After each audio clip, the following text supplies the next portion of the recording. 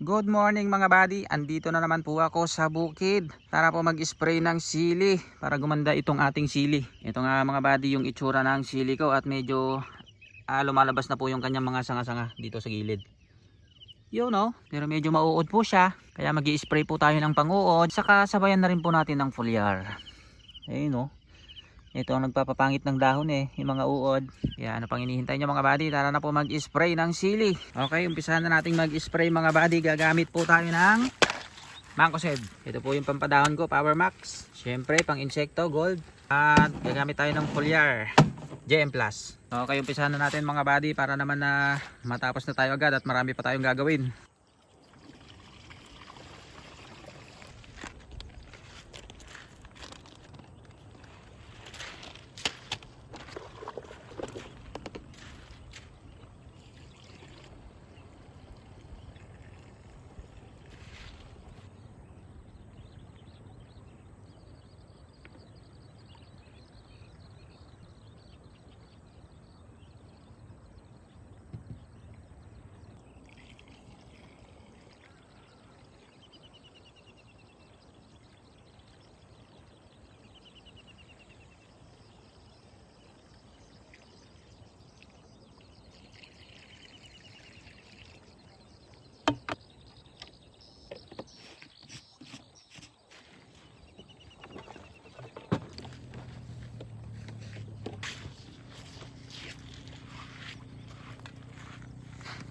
Yan, tara na mag-spray ng sili mga buddy.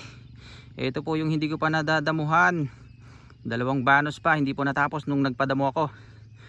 Okay, umpisahan na po natin yan.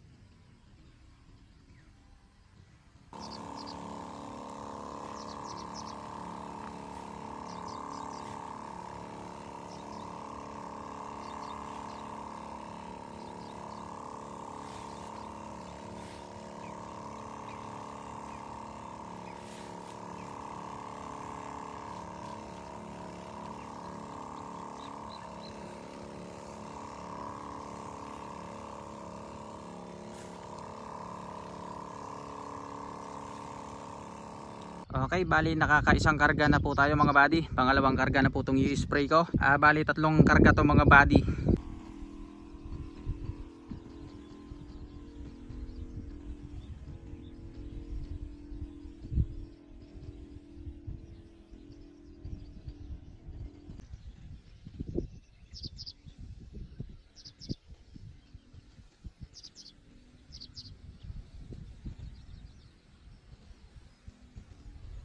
Okay, pangalawang karga mga buddy, natapos ko na. Bali isang karga pa po.